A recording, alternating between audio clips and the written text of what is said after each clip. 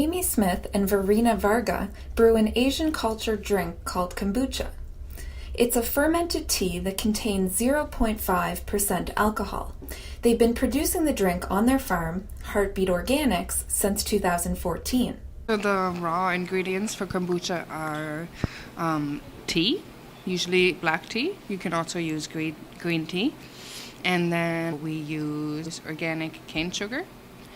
And to add water and SCOBY, which stands for a symbiotic culture of bacteria and yeast. So this culture eats the sugar and it eats the tannins in the tea. The drink is then fermented for 7 to 14 days, depending on the type of tea. Fermentation happens so the substances can dissolve into each other, creating a stronger and smoother drink.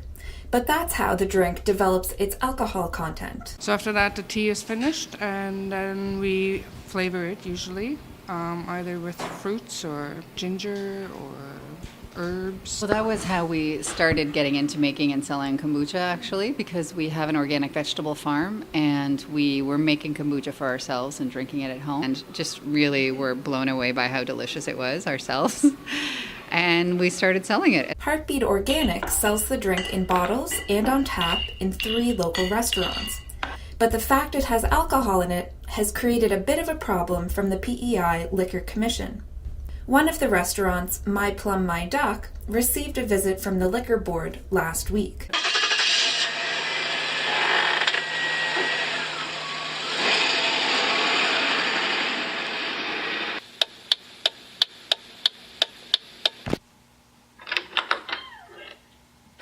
My name is Sarah Forrester-Wendt, and I'm the chef and owner of My Plum My Duck.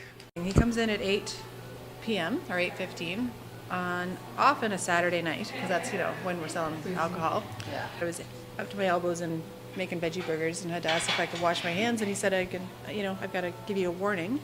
And that's not my first thought, that kombucha was going to be our warning. So I was surprised because I want to sell the kombucha. It's a good fit for our restaurant. I mean, every second table buys a glass of kombucha or asks about it or wants to try it. The warning they received said they were unable to sell an unlicensed liquor in a restaurant that sells alcohol.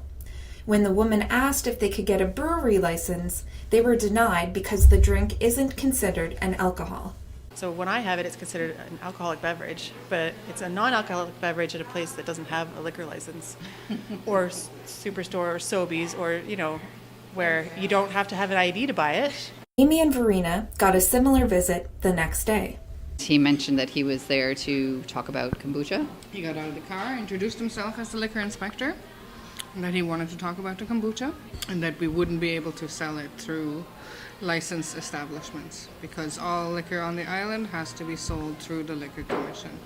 Yeah. And so I said, okay, so can we get a liquor license or like a microbrewery license so that we can continue selling it to restaurants and bars?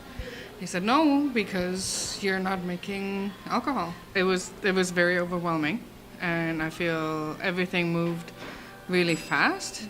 Thing happened after another, and I guess that's a good thing. It really didn't give us much time to think about it. Finance Minister Heath MacDonald spoke to the Liquor Commission on behalf of Beet Organics. After a long discussion, they made a decision to reevaluate the liquor laws on PEI.